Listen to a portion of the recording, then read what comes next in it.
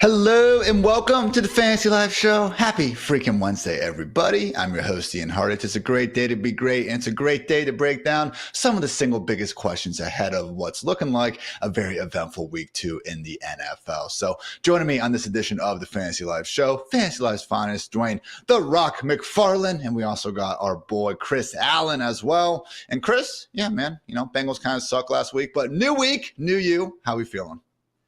I'm feeling fine. I mean, I can at least lift up a water bottle at this point, so there are no problems here in the Allen household. But let's hope we'll have the discussion today. Let's hope that the Bengals can get back on track. But otherwise, I'm doing all right, man. How you doing?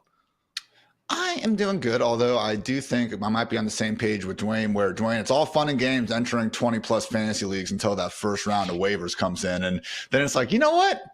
Maybe I entered a few too many. I'll be honest. Well, we're in the same boat, and I've got a lot of them to work on today. Once I get done with my normal work, then I would start my hobby work. Used to, like when I just had a normal 9-to-5 job, like you get home and you thought about something else all day. Well, now you've thought about football all day long, and it's kind of funny because you would think like that really prepares you for your waivers, but my brain is almost like mush by the end of Wednesday, because you know how it is. Our Monday, Tuesday, Wednesday is. And we love what we do, but it's a sprint. Like we're getting all this information out for you guys. So by the time I get to the end of it, I'm like, what advice did I even give? Like, what do I do? Right. Who should I pick up? How much fab money should I put on them? So it's just an interesting dynamic. Had the group me with the Chicago friends by just making fun of one of them this morning for betting way too much on Baker Mayfield, which means we are officially back. And again, gotta love being back in the swing of the NFL season. So with that, guys, again, gonna get to some of the bigger news topics of today. But first, a quick word on Fantasy Life Plus.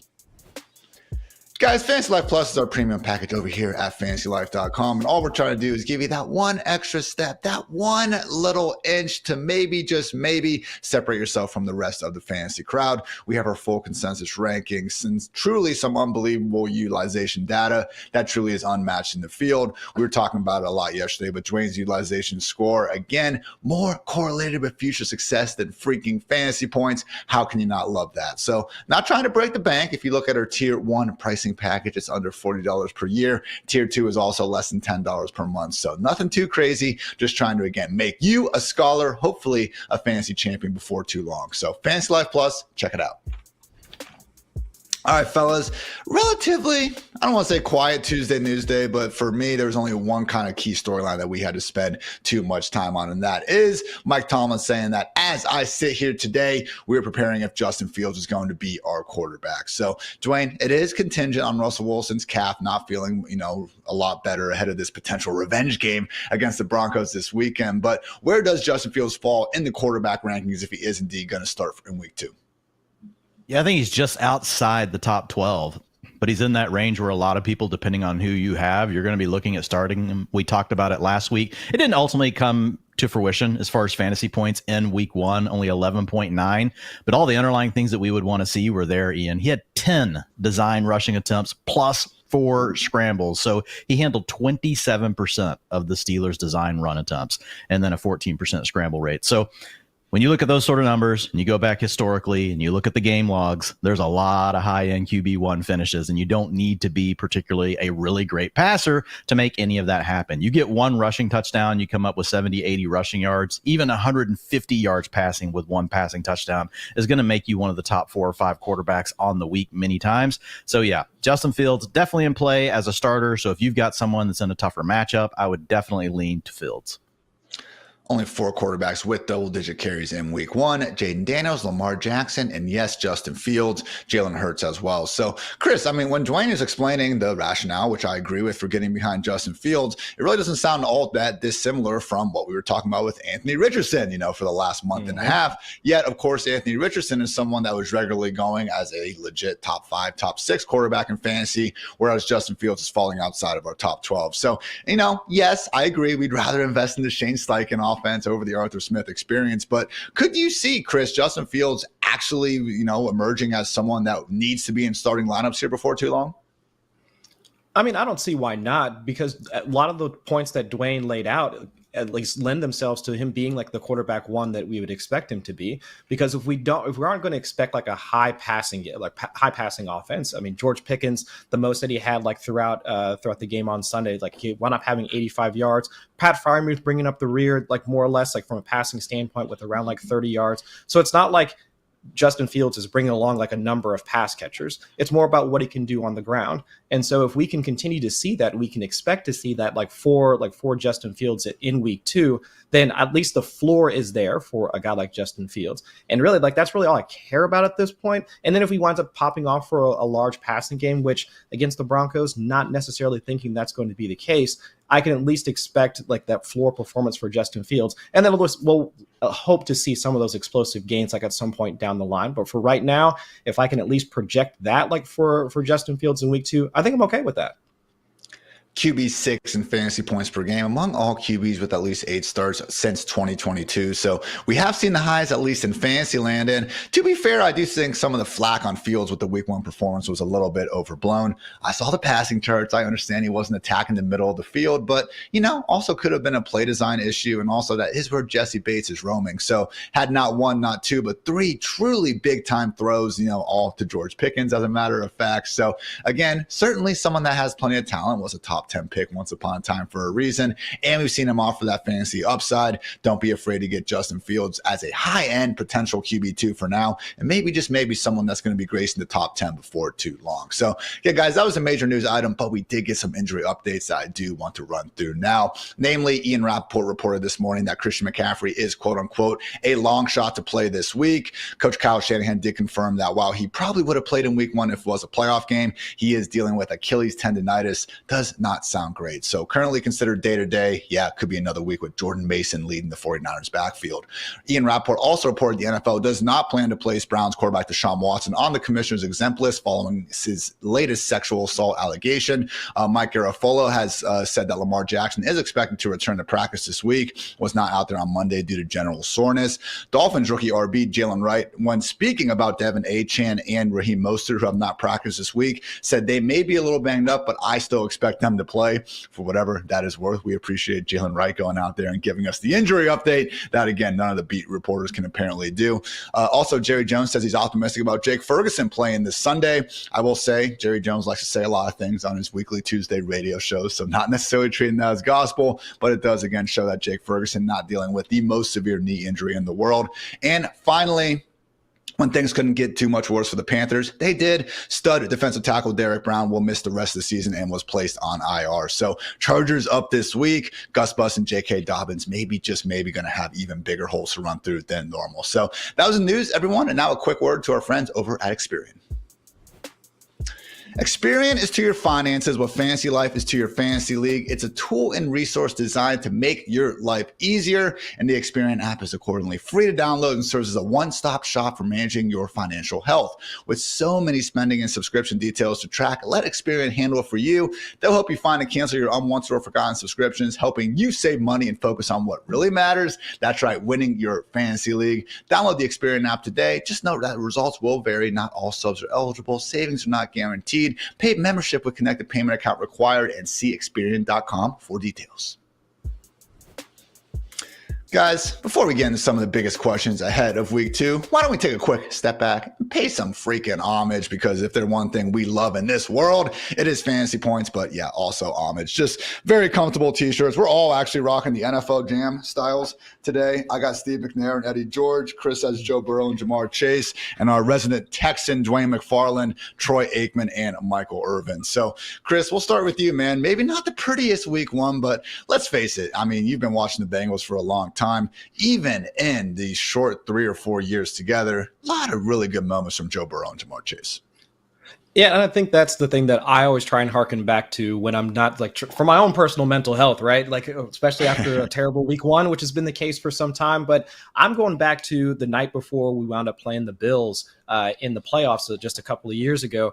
And just my wife and I, we were down in Cincinnati and just walking through the streets, seeing all of the people like wearing Chase jerseys, Burrow stuff. And just, I had not seen this level of pride like around the Bengals in, gosh, it's probably been almost like 10, feels like it's been like 10, 15 years since I've seen that. So while there has been some struggles, while there has been the consternation of like the slow starts like to the season since he's gone there, I mean, these two guys like right here have really been the catalyst for that level of hype, for that amount of excitement that we've had like for the Bengals for the past like 3-4 years. And hopefully we can see them get back to the promised land and actually bring us home that Lombardi trophy that I so hope to see at some point in my lifetime, but we'll see if we get there.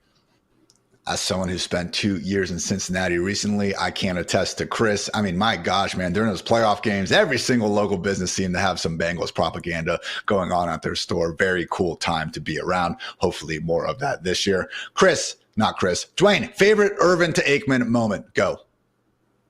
Oh man, it's just the Super Bowls, dude. Like they would just go completely nuts. But I mean, there's so many of them. I remember going with my dad. He was who got me into the Cowboys, but he also loved to go hunting, Ian. So we would have to go hunting he would get me into the Cowboys. Then we would have to go hunting on Sunday morning and we would listen to the game on the way home. So it's like a lot of my best memories are visualizing it in my head, hearing the Aikman to Irvin connection. But man, this dude, Michael Irvin, was amazing. He was called the playmaker for a reason. But Ian, he was a year 4 breakout. You know, we got to the year 3 breakout. Now basically we have rookie year breakouts. But Michael Irvin in his first 3 years battled through some injuries. His highest total was 654 yards receiving. Then he broke out in 1991 with 1,523 yards. Obviously, 1992, the Cowboys won the Super Bowl. 93, the Cowboys won the Super Bowl. 94, the Cowboys should have won the Super Bowl. Nearly came back against the 49ers in the championship game. Deion had a nice pick six on that one early in the game. And then you've got 1995, another Super Bowl. So 3 Super Bowls, man. And it's been all downhill since there. But I still hang on to it. And the best football moments of my life were way too early, Hartitz, but I got to hang on to them. As a sad and, a little bit younger Cowboys fan, I have not seen any of that playoff success, but I do remember as a kid, my mom had the 92, 93, 95 kind of, VHS tapes back in the day where they kind of show the game by game and season highlights. And that catch Irvin made, I think it was against the Chiefs where he was in the corner of the end zone and one-handed, almost rolled it down his arm, tipped it back up to himself and then came down with it. Just one of many incredible plays. But I would also say, Dwayne, we were going over to the Chiefs report, on a Tuesday and talked about players who got down at the 1 yard line and then got the touchdown vulture.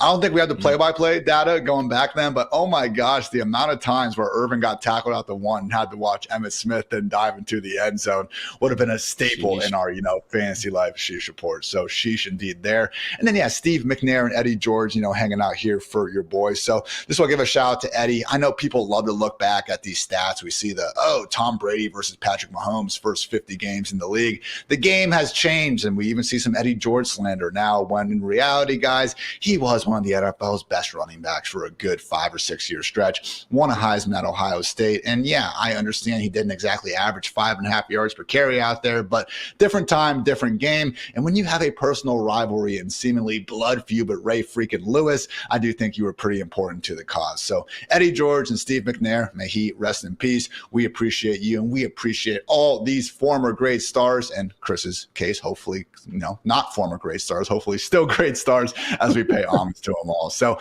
check out homage.com/fantasy. Again, that's HOMAGE.com/fantasy to reveal their top ranked officially licensed player tees so you can rep your fantasy team with pride. Be sure to use promo code LIFE for an exclusive discount for Fantasy Life listeners. Pay homage. Guys, it's Fantasy Life Questions Wednesday here on the Fantasy Life Show, and the most relevant one, at least in these circles, does seem to concern a weirdly good version of Thursday Night Football. We got Bills Dolphins going on. Personally, I thought we should have maybe had Giants Commanders there because I do respect the tradition of just absolutely terrible matchups to start the week, but you know what? Maybe that's just a me problem. But Dwayne, we got Dolphins, we got Bills, and we have an incredibly banged up Dolphins backfield. So neither Devin Achane or Raheem Mostert are practice this week, albeit Monday was more of an estimation and Tuesday was more of a walkthrough. So Achane's dealing with an ankle, Mostert's dealing with a shoulder issue.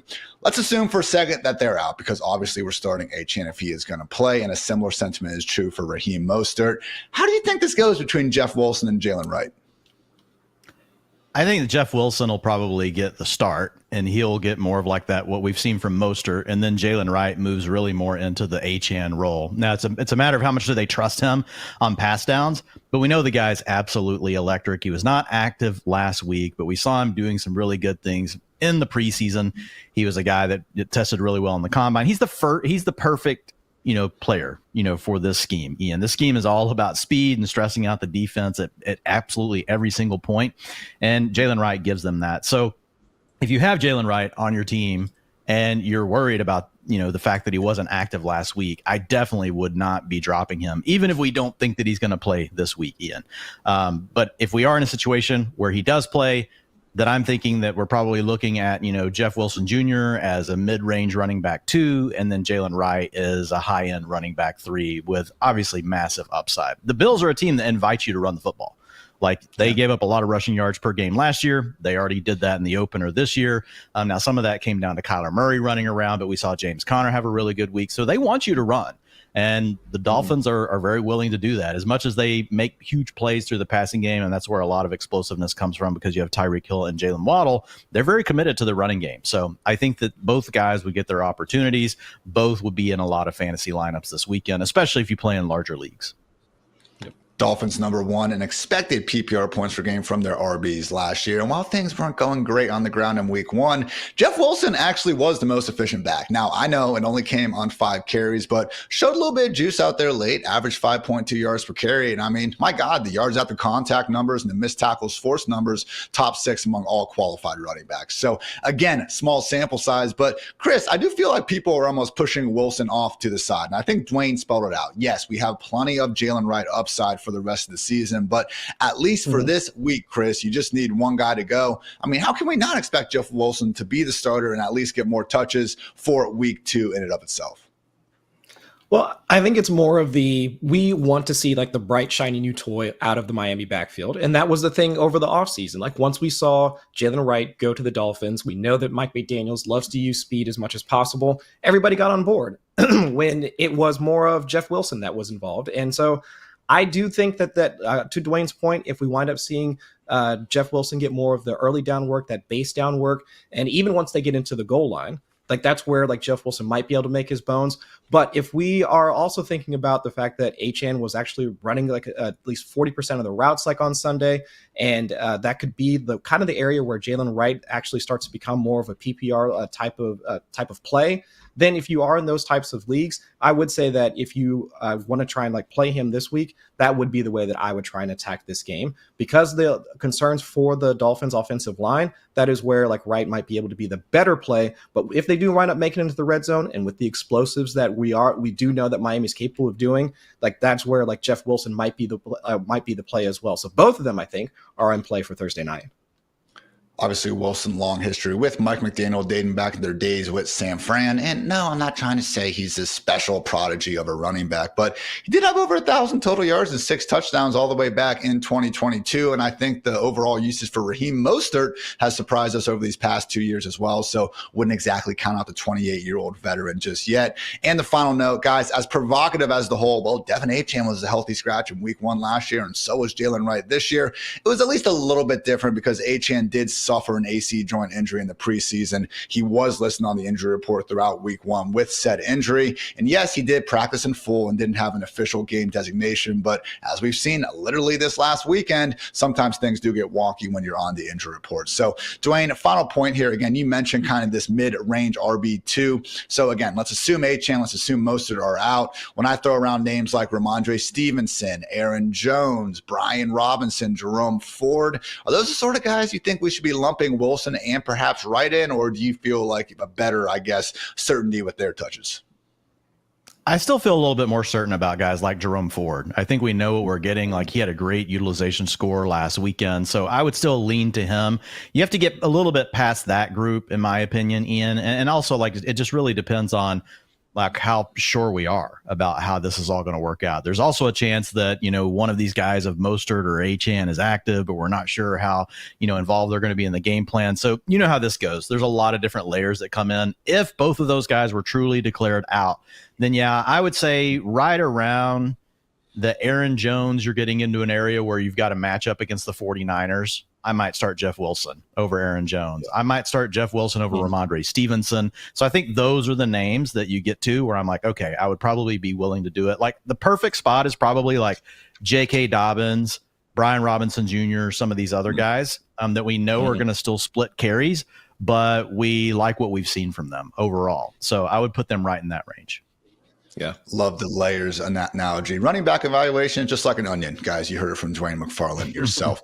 All right, let's talk about, again, one of the more kind of dud annoying parts of week one, and that was the performance from not one, not two, but three rookie quarterbacks as passers. All due respect to everything Jaden Daniels did for us in the fantasy world. But yeah, guys, it was tough sledding for Caleb Williams, Jaden Daniels, and Bo Nix alike. So let's start things off with Caleb Williams. Chris, I mean, that was freaking rough out there. The Bears were the only offense in week one who did not have a completion of even 15 yards. And it's not like we're expecting the Titans to necessarily be this juggernaut of a defense. That said, this Sunday, we're going into Houston facing a Texans defense that allowed several big plays to Anthony Richardson and the Colts. And as we discussed on the Sheesh Report, could have been a hell of a lot worse considering some of the misses that A.D. Mitchell had out there. So, Chris, overall panic level on Caleb Williams in this Bears passing game?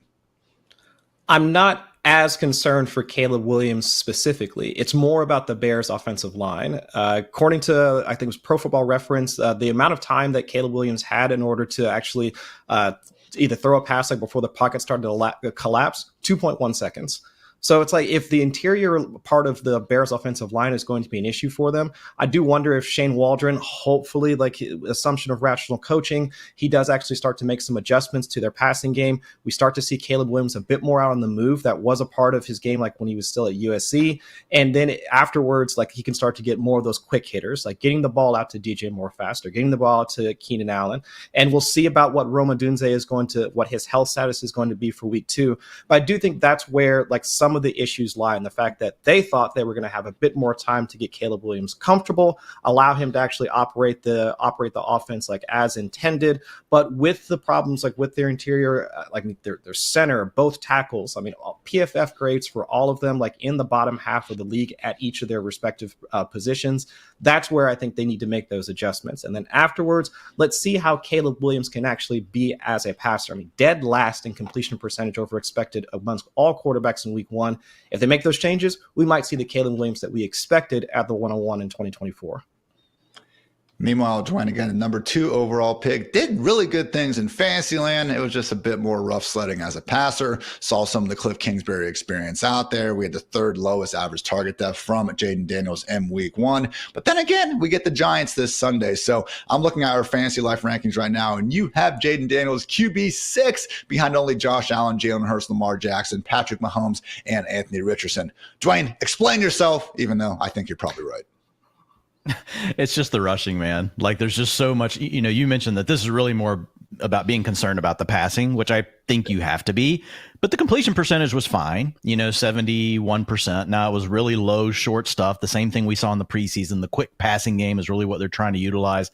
Only a 5.4 average depth of target down the field. So eventually they're going to have to learn how to not just be a horizontal offense, right? They're going to have to be able to stretch the field and hit that vertical component to unlock the offense in a way that could allow Jaden Daniels to have more upside in the passing game. But all we really care about here is fantasy, right? We just care that can Jaden Daniels score fantasy points? And the answer is yes. Handled 36% of the team's design rushing attempts. That's not sustainable. Like Jaden Daniels can't do 36%, but elite is 25%. Like that's where Jalen Hurts and Lamar Jackson are at. So I think we can feel very comfortable that that's the range Jaden Daniels is going to be in. They're going to use him plenty. And you mentioned it on a show earlier this week, Ian, he's very willing to call his own number once they get down inside the 5-yard line. Sorry, Brian Robinson Jr., but whenever he goes with that read option, if he sees even a sliver of room, Jaden Daniels is going to take it himself. And then we haven't even added on scrambles. 21% of his dropbacks, he ended up scrambling. So he's really in a one read and run kind of mode right now. And it kind of makes sense. All you have is Terry McLaurin. So if the other team is really trying to take him away, you're needing someone like a Luke McCaffrey to step up. You need to get more out of a veteran like Zach Ertz. Ultimately, you need Ben Sinnott to really start pushing Ertz for playing time. Ertz, as much as he can be that reliable safety blanket in the middle of the field, he's not really putting fear into defenses. He's not the guy that's going to be able to add after the catch. Ian, you have a great running thing with 0 yak yards ever for Zach Ertz in his career. Like he's never had a yak yard. But For Daniels, look, in the passing, we'll see what happens. I think a lot of that comes back to the coaching. The other thing is, and you probably have some of this that you can hit on, Ian, but just not very innovative.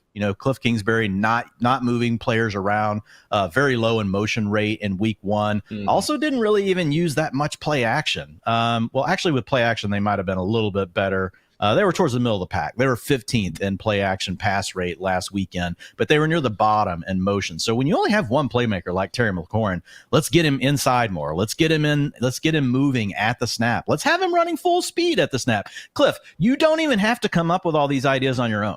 Other coaches have already shown you how to use your playmakers. All you have to do is copy them. And that's okay. No one's going to care that it was original or not from you. They're just going to care that you're opening up the passing game for Jaden Daniels.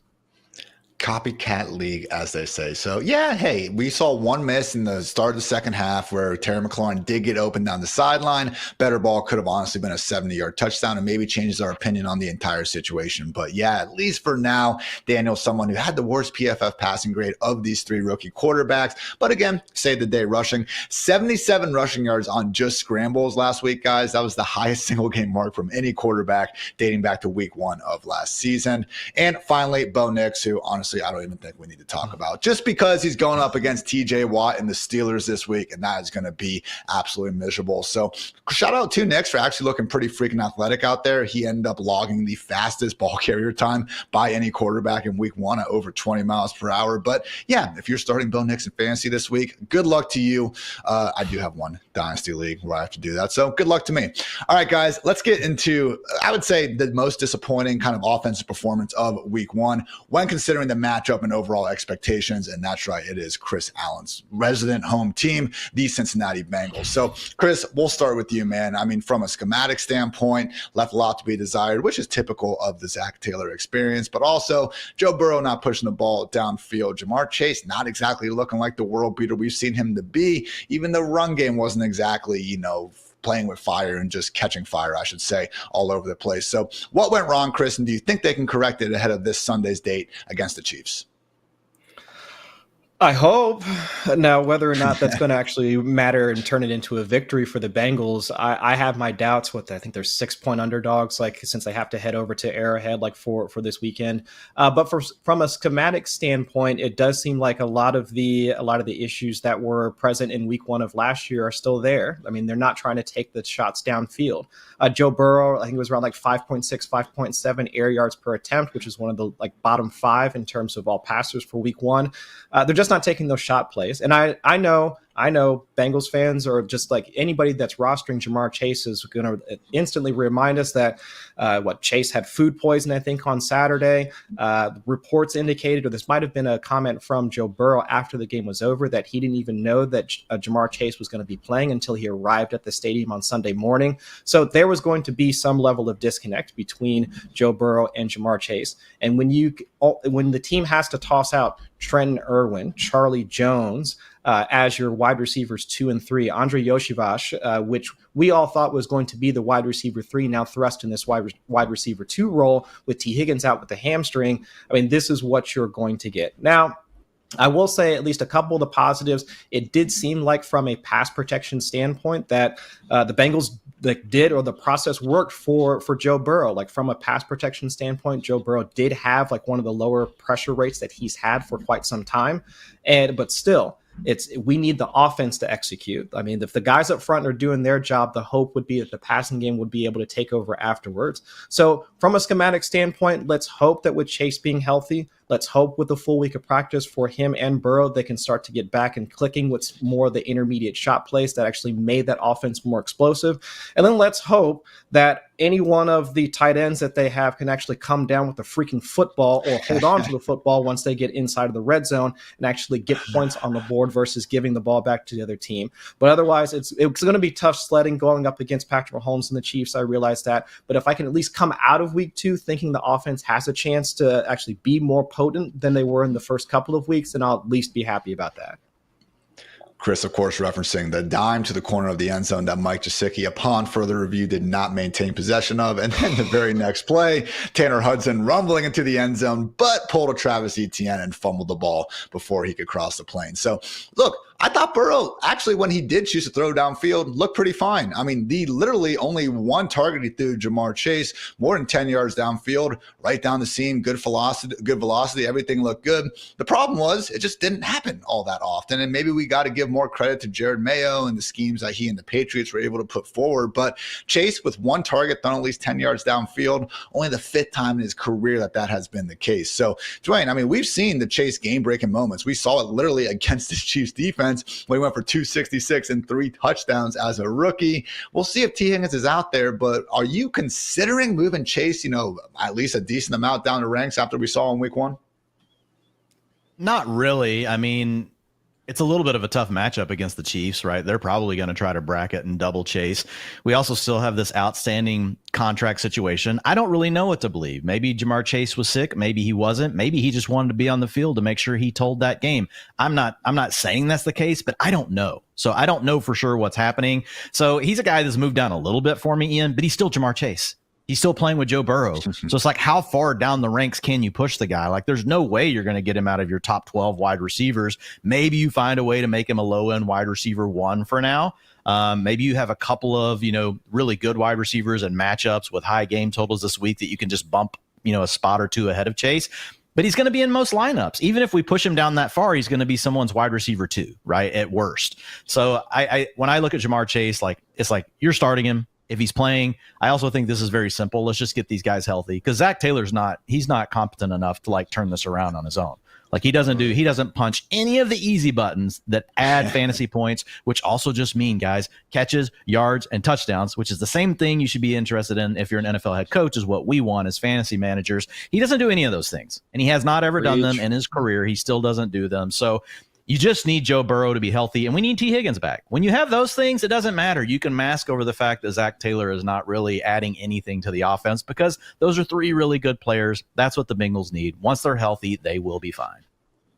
Jamar Chase ranked no lower than 11th by our consensus, group of rankers. So we are all in agreement there. Joe Burrow is the one that is sliding down the ranks quite a bit. He is my QB 15, Dwayne's QB 16, and around the same for the rest of our rankers. So guys like Matthew Stafford, Jared Goff, Tua Tagovailoa, fellow pocket passers that, let's face it, looked a heck of a lot better in week 1 and didn't have any issues, squeezing their freaking water bottle on the sideline, trusting them a bit more ahead of their more reasonable matchups as well. So maybe things could change a little bit if we do get a healthy T. Higgins out there. But yeah, please, guys, look better, because really looking forward to that matchup at, the place formerly known as Burrowhead in KC. So, guys, some more big questions on the way. But first, a quick word on Paramount Plus.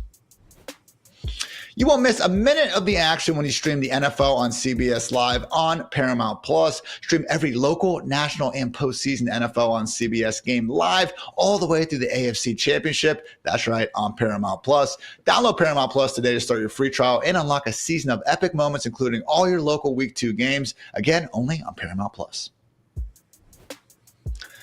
All right, fellas, we're going to do some buying or selling. And first, starting off with one of the more, opposite of the Bengals performance, impressive performances of week 1. And that has to go to Derek Carr and the Saints. So, yes, they were playing the Panthers, but also, yes, Dwayne, we saw some of the underlying, as you like to say, easy button moments really going to an offense that, Clint Kubiak has clearly already put his impressions on this year. Yeah, I'm buying this one. Not maybe this weekend against the Cowboys defense, but overall I am buying what we're seeing from the Saints. And before I hit it, just real quick, guys, to kind of help people understand why we talk about these things. We talk about them because they matter for fantasy football. So when a player is in motion at the snap for a wide receiver, it's worth 55% more per route than when you're not in motion at the snap. For fantasy points in a PPR league, when it's a play action play, it's worth 26% more for every route that you run with play action versus non-play action. And then when you play in consolidated offenses, 2 wide receivers on the field instead of 3, worth 29% more for those wide receivers on a per route basis. So now let's talk about what we are seeing from Clint Kubiak and this scheme. In week 1, Ian, were ranked number 5 in motion at the snap at 72%. The Saints were one of the most stagnant offenses in the entire NFL, and the guy they're moving around their formation is your boy, Rashid Shaheed. So they're trying to get him, they're trying to use that speed and have him running full speed at the snap, creating those mismatches, giving him that slide advantage right at the snap. The dude's already fast and hard to cover. You already got him moving, and the linebacker has to jump out to try to pick him up for a second in the zone before he clears to the next level. It just creates all sorts of havoc for the defense. And then if we go to the next layer, we look at play action. 40% of their pass plays had play action. That was the 3rd best in the league. So again, play action, what does it do? Ian knows. Ian used to be a linebacker in college. It freezes the linebackers. They have to worry about their run fits. Yeah, you have to fill the hole, or the running back is going to run through it, and your coach is going to light you up. So that slight pause creates separation behind the linebackers. It can create separation in all different ways on the field, and it gives players like Rashid Shaheed and Chris Olave space to work with whenever they catch that football. And then finally, when we look at the 2 wide receiver sets, they ranked 3rd 52% of the time. So think of the 49ers offense, think of the Dolphins offense, think of the way they like to operate. That's what Clint Kubiak has installed here, and it's really good for Derek Carr. He's a guy that I think you're still looking at him, Ian, right now as a mid-range QB2. You're still going to need the right matchups. You can't run out and just throw Derek Carr in your lineup against some of these tougher defenses, but I do think this is something that sticks, and I do think that Rashid Shaheed is here to stay as a wide receiver 3. Chris Olave is also going to still have wide receiver 1 potential. A lot of people are going to be down on him because he didn't score points in week 1. This dude's always been a target earner, and now we have a massive upgrade in the way they're running their offense. I love both of those players. Olave's on the come up, Shaheed's on the come up. And guess what, Chris? Alvin Kamara, not out of the picture yet either. Honestly, looked pretty freaking good last week, and not like someone who, again, is this washed veteran at this point. So Alvin Kamara is someone that I personally have ranked as my RB9 going into week 2. Also, though, as low as RB18, looking at the rest of our consensus rankers. Where do you fall on the veteran, Chris, who we have seen be a PPR cheat code over the years? The bet that we were making over the offseason for most folks that were fading Alvin Kamara was that the Saints offensive line was going to be something of an issue. The aging vet was going to fall behind like this offensive line and not be as productive. And now I get it. Going up against the defense that they had on Sunday. I mean, not providing a ton of pressure. I mean, Derek Carr was only pressured on 12% of his dropbacks. So it's like if the opposing defense isn't going to give you a lot of pushback, you will see Alvin Kamara have like some of those days like where he is a bit more efficient as a runner. But overall, if the passing game work is still going to be there, I mean 5 targets, this past weekend, then at least I can still see a scenario where Kamara is still going to be that PPR type of running back that's still going to be productive as a fantasy player, and one that I'm still going to want to have on my roster. So like Mike Leone over at ETR said, there was a good week for the olds. Alvin Kamara definitely falls into that bucket. And I think, with the way that he was able to outproduce, even like Jamal Williams getting into the mix, I'm not assuming that's going to be a week-to-week type of thing. It's still going to be mostly the Kamara show, and that's where he still is going to be able to make his fantasy bones, even at this point in his career. 6.5 targets per game now, dating back to week, whatever it was he got back, week 4 last season with Derek Carr under center. And to Chris's point, O-line did look a little bit better, 8th in yards before contact in week 1. So, yeah, again, don't want to assume that all these veteran running backs are going to just keep on keeping on. It was only week 1 after all. But at least for the first 60 minutes of the year, very great performance from the New Orleans Saints. And it'll be a great litmus test to see how much of that was real this weekend against Micah Parsons and company. All right, guys, now we're going to buy ourselves some passing games based off some early pass funnel tendencies. And what I mean by that is we will see some defenses, usually the bad ones, let's face it, because it is a passing league these days, really load up against the run and accordingly give up a lot of production through the air. So looking at some of the week 1 numbers, which I know, small sample size, but it's all we freaking got right now, okay? The Washington Commanders are actually 32nd in EPA allowed per pass play, 7th against the run. Packers, 29th against the pass, 5th against the run. Cardinals, 31st against the pass, 14th against the run. So those are the 3 groups that, again, had the widest discrepancy, and accordingly, we might be able to pinpoint some of these passing games. So, Dwayne, we'll start with you. Didn't, throw up a dud in week 1, but also wasn't particularly great. How are we feeling about Malik Neighbors really having his welcome to the NFL moment in a good way this weekend against the Commanders? Yeah, I think I have Neighbors 10 spots ahead of consensus right now. Not our consensus, but just looking at industry consensus. So I'm definitely in. Washington is one of these teams where I am buying into it, Ian, because last year gave up 272 yards per game through the air. That was the second most in the league, 289 in week 1. So I am buying that one. Malik Neighbors is a guy that we want to have in all of our fantasy lineups this weekend. I'm checking the ranks right now, Dwayne, and I have him ranked higher than you. So take that. But yeah, we're on the same page overall. Chris, let's talk about You're a smart man. wide receivers. Oh, thank you, man. I appreciate that. If we could clip that for social, everyone, that would be yes, fantastic. yeah, definitely. Chris, let's talk about the Colts wide receivers. Again, talked about some of the missed opportunities for A.D. Mitchell last week, but also an underwhelming performance from Michael Pittman, now facing a Packers defense that, again, gave up an awful lot of production to A.J. Brown, Devonta Smith and company in week 1. So buying or selling the other Colts wide receivers getting back on track against the Packers this Sunday? I'm buying it. I mean, just for like the points that Dwayne was making about your offensive coordinators pulling the easy buttons for their quarterbacks. I mean, Shane Steichen was definitely doing that for Anthony Richardson this past weekend. I mean, like above the league average in terms of RPO rate, above the league average in terms of like play action rate. I mean, all the things were clicking, at least from a schematic standpoint for Anthony Richardson, that was allowing him to make some of those deep shots. I don't know how many times y'all have gone back and watched that when he slipped and then threw that dot to Alec Pierce, but I've watched it probably 25 times like since it happened. But either way, and of course, like Alec Pierce, UC baby Bearcats, let's do it. But that at least allows like the guys to operate downfield. Now, am I as high on a guy like, let's see, Michael Pittman for this week? Not as much, like at least compared to, because from a fantasy standpoint, if this is the way that Anthony Richardson is going to play, from an air yard per attempt perspective, he was I think second or like top 3 if memory serves, like on the week. If he wants to take more of those downfield shots, if he is looking for those guys who are going to be operating downfield, that does lead it to like guys like Mitchell, guys like Pierce. Those would be the wide receiver archetypes that I would be looking for. And right now for Michael Pittman Jr., while he has played more of that possession receiver type of role, it does seem like that is the way like Anthony Richardson is going to look for more of those like explosive plays.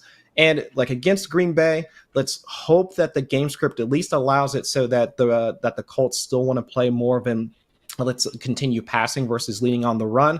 But with Green Bay's like defensive front, they might stymie the Colts enough that they continue to take to the air. So I am buying like Mitchell and Pierce like from that perspective.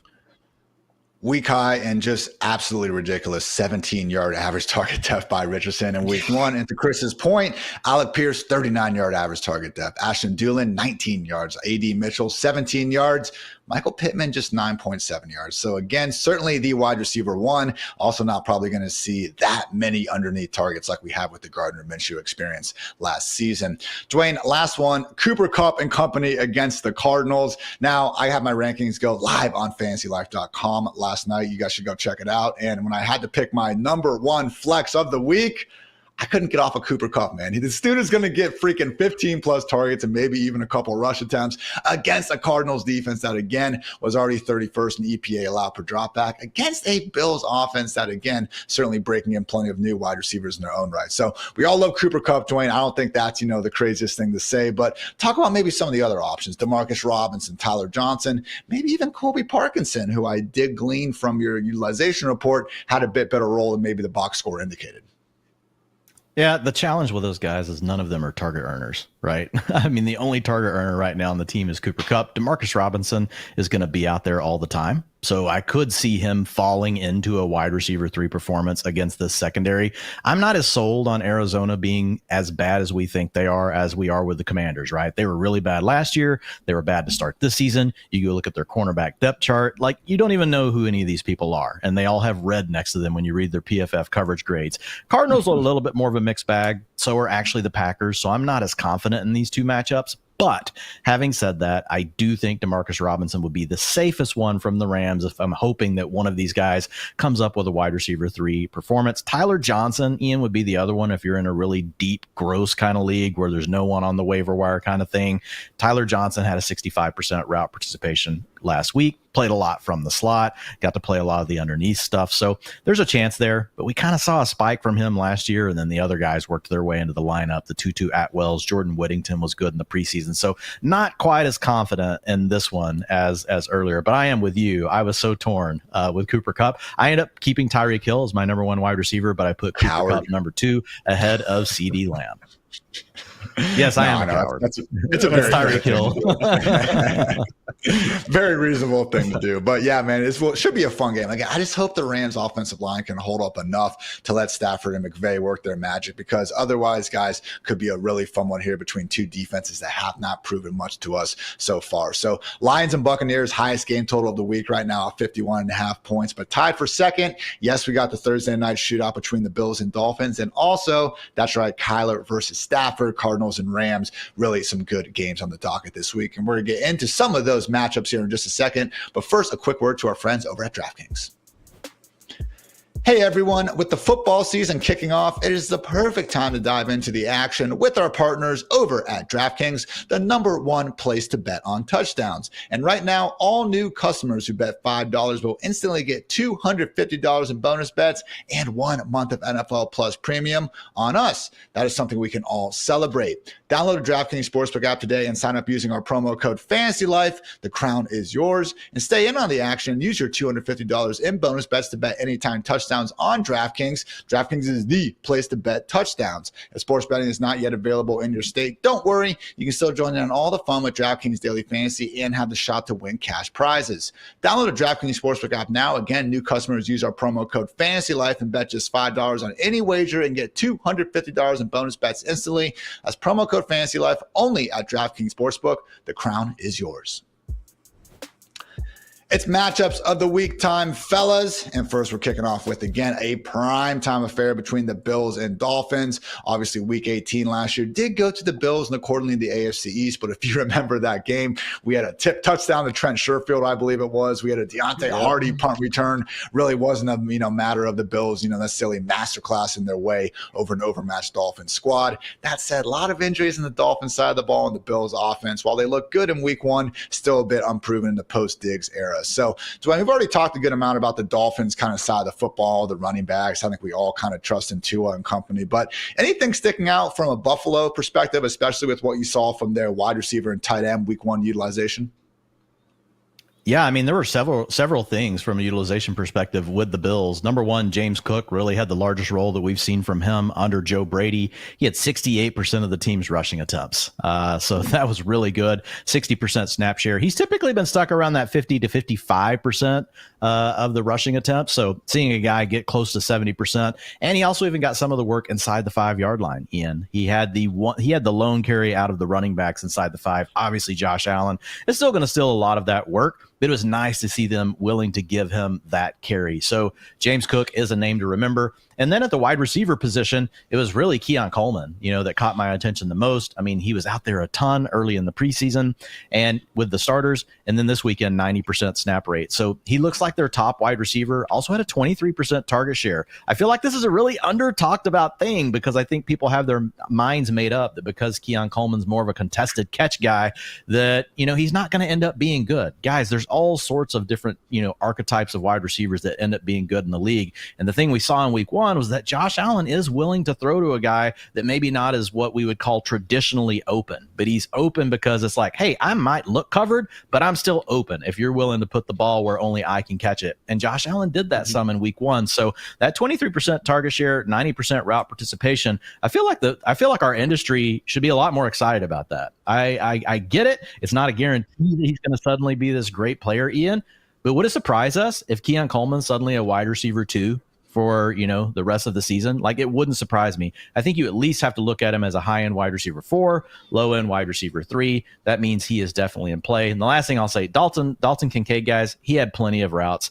He was out there over the number that we would want, over that 80% threshold, which is what you need to be a strong tight end 1 in fantasy football. He just had a bad first week. It happens, but it wasn't because Dawson Knox was stealing his playing time, which is also a positive for Kincaid. Similar to the Mark Andrews phenomenon, if you do go back and watch that Kincaid game tape, a lot of instances of, again, really getting most of the attention from the opposing defenses, still had all the underlying utilization we wanted to see. Route rate north of 80%, guys, so it wasn't like Dawson Knox was exactly taking him off the field.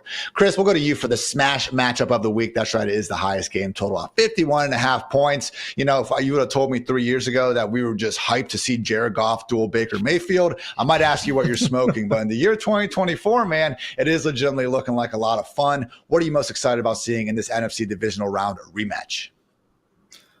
I'm excited to see how the Bucks continue to operate this passing game, because I know there was at least some concern with Dave Canales leaving Tampa, moving over to Carolina, which seems like something of a bad move in hindsight after the Carolina Panthers played this past weekend. But with Liam Cohen taking over as the OC for the Bucks, could Baker continue to bake? Could he still be that quarterback that we saw lobbing passes to Mike Evans down the seam, or with Chris Godwin operating on the interior? And I think so, especially in this matchup coming up this weekend. I think the biggest thing and I know the three of us, we talked about it over the offseason, having that solid third wide receiver for the Bucks passing game, Jalen McMillan coming in and actually being the guy that the Bucks really need, is that developmental wide receiver, completely offsetting Trey Palmer, coming in and having a solid game in his rookie debut, catching the one touchdown. Looked like Baker had him for a second touchdown or one before we wound up catching the one he wound up catching. But I think the biggest thing for the Bucks passing game right now,